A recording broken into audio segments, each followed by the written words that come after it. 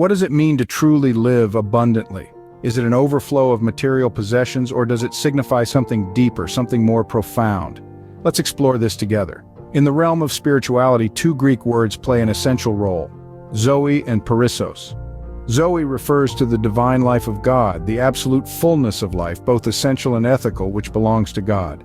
Perissos, on the other hand, represents exceeding abundantly, beyond the ordinary or the normal. The combination of these two concepts gives us a profound understanding of what it means to live abundantly. Living abundantly doesn't merely mean having an excess of material wealth. It means having a life that is centered on Christ, a life where He is the source and the core.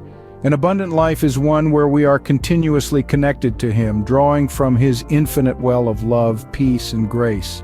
In the book of Matthew, Jesus tells us that a tree is known by its fruit. In the same vein, our lives are recognized by the impact they make on others. The fruit of an abundant life is one that blesses others, that allows them to taste the divine life that we are experiencing. Living abundantly also challenges us to prioritize our relationship with God over worldly possessions. The story of the rich young man in Matthew 19 serves as a poignant reminder that worldly possessions can often hinder our connection with God. The question then is Jesus truly the center of our lives, or do we prioritize worldly possessions? The key to living abundantly is paradoxical. It's found in dying to ourselves.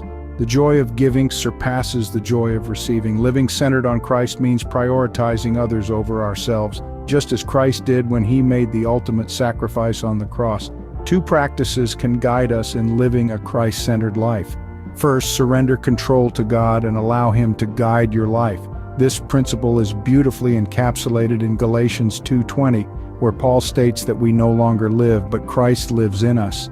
Second, relinquish the right to prioritize yourself. This is echoed in John 12:25, where Jesus encourages us to lose our lives in this world to gain eternal life.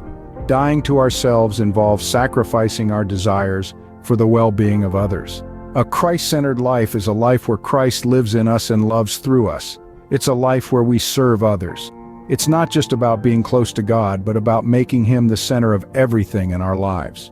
In conclusion, 2 Corinthians 9:8 assures us that God can abundantly provide grace, allowing us to be sufficient in all things and abound in every good work.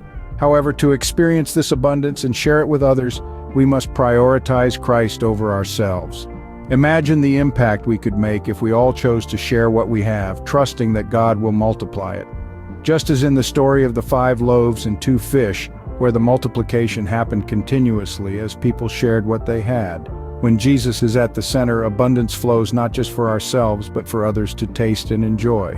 The question remains, is Jesus truly in control of our lives? Are we willing to surrender and prioritize others over ourselves? It's time for us to become a blessing to others, trusting that as we give, God will multiply and overflow His blessings through our lives. Thank you for watching.